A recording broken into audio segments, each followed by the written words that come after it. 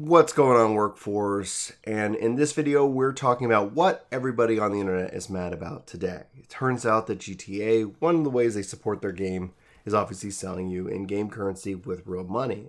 This is kind of getting a little bit complicated because now they've opened an online casino and introduced a new currency called chips. So these casino chips can be exchanged with like your in-game money, which can also then be purchased with real-world money. Now, I've been checking it out. I've been looking over the information. And one of the things that I've obviously, been against, if you're new to the channel and you don't know, is the concept of the loot box, this concept of gambling. As an adult and as a kid, video games reach a wide variety of people. And we've seen a growing problem with the psychology of these game developers, of these publishers that keep pushing these different kind of ideas into, I guess, young and impressionable minds, thus essentially making it more difficult for them later in life. There's lots of studies, there's lots of research that still has yet to be seen, but obviously if you've been following along, you know that loot boxes aren't necessarily a good thing. So how is this any better? And honestly, I don't think it is any better. I think this is just, it's either one of two things. Either they're doing this because they are just bold and brazen and not really kind of self-aware that this doesn't necessarily kind of speak to the audience. Obviously, GTA Online is an 18 plus game.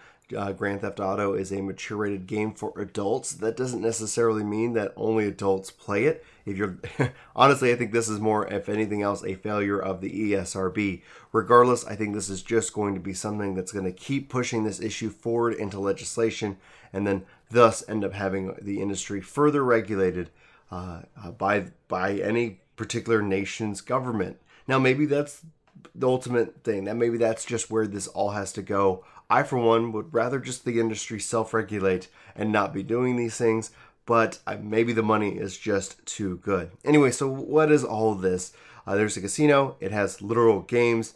You have your GTA dollars, and you can use these concepts called these GTA Online Shark Cards, which are available. Now, they say that even if you go to the VIP level, that the maximum amount that you can spend in the game per day, per in-game day, is around 50,000 DTA chips, which equates to roughly $1.50 to $1. So they're saying it's not going to break the bank. So a game day is roughly like 45 minutes or something like that. So ultimately, you could end up spending, let's just say $24 a day on these online casinos, and at some point that's going to add up. I think that in and of itself is really premiumly disappointed.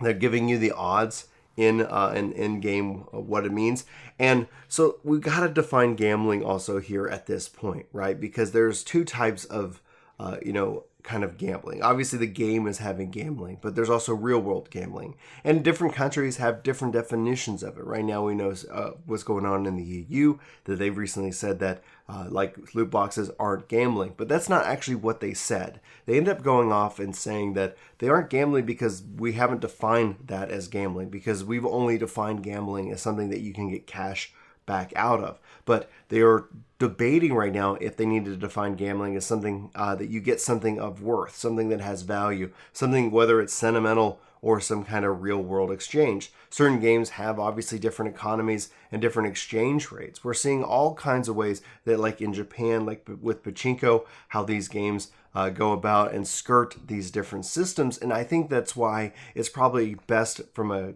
just how it is right now, that these could best be considered legally gambling light. But the still gambling light is very concerning because these games are such a broad perspective, and it just feels like we're setting ourselves up for kind of this weird apocalyptic future. I'm not sitting here going to say it's all gloom and doom. I'm not going to sit here and say that people can't come back. I'm just saying that honestly, there might be a point where it might make sense to invest in gambling addiction, like resorts and things like that. Maybe that's going to end up being our future. I can't predict the future. I don't really know, but I do know that, especially as a parent, but as a gamer myself, this stuff is concerning. this is something that concerns me. It concerns me about the quality. And I see this, and I can relate what we've seen in Final Fantasy XIV, where in Final Fantasy XIV they said that there's no connection to the Mog Station with their in-game casino because they didn't want to invite the government in to come regulate, but B, they didn't want to have any kind of association with real-world money to some form of gambling and game of chance. Now, they also, Square Enix is notorious. They have a lot of gacha games. And so there is always kind of this ebb and flow. These businesses are going to test things out. They're going to see what works. And as long as as the environment is amicable for them to make the money, they're going to make money. And I'm like, it just makes sense because essentially that's just the way the world works. I'm not going to sit here and beat them up for it. But what all this is, what GTA Online's doing, what all the companies, what Activision's doing, what EA's doing, what all these companies are doing is literally just going to be inviting in some form of regulation. Where it gets complex is just the international sense of it all, right? Because like we've seen things in Belgium that they've labeled things differently, and there could be some real consequence, right? Because ultimately we run a risk. What if they come back and say, like, at certain ages you can only spend so much time playing these games that have this kind of content, rather than saying like, okay, you can't have loot boxes.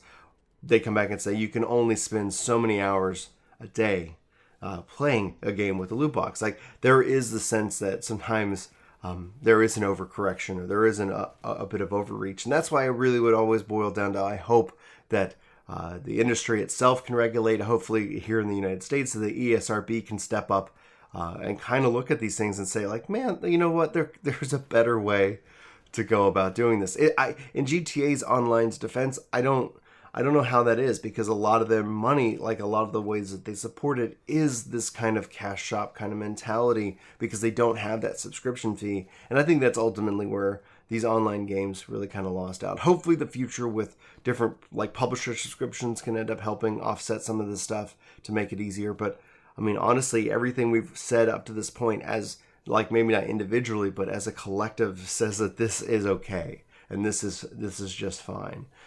Guys, I would love to know your thoughts about this, about GTA Online's changes. I am not necessarily a player of GTA Online, but we have dabbled in it in the past. I'd love to know if you're currently playing, what you think about gambling, what you think about like real world money exchanges. What do you think about all of this within the game industry? Sound off in the comments below. I look forward to having that conversation with you. But for Work to Game, my name's Brian. Thanks so much for watching this video. I hope you have a fantastic day, and I'll talk to you soon. Take care. Whoa, you guys are the best. Jorge, Kyle, Philip, 31 Edwards, Rock Druid, Corey Longwood, Aaron, Axis, Hambone, Lady Wild Plays, CN Navs, this is going too fast, Christopher, Phil, Shun, Dragons, Soul, Keen, Knights, Assassin, Carlos, Sherry, Robert, Leyland, Davon, Tim, Jojo World, Terrace, Sora, Scrublord, Trevor, Mill, Almond, 70s, Kimber, Tyler, oh my god, I'm so sorry, Cody, Legend, Carlos, Endless, Jonathan, Jade, Sai, Derek, Brandon, Aaron, Riku, Daryl, Chemistral, Lauren, The Wolf of the Gar, Kelly, Anthony, Solid, John, Husky, oh my god, everybody, Dark Later, Christopher, Vestments, Sean, Nopi, Brian, Tom, Dylan, Silent, whew, I missed your names. I'm sorry. I love you all. Oh my gosh, that was tough.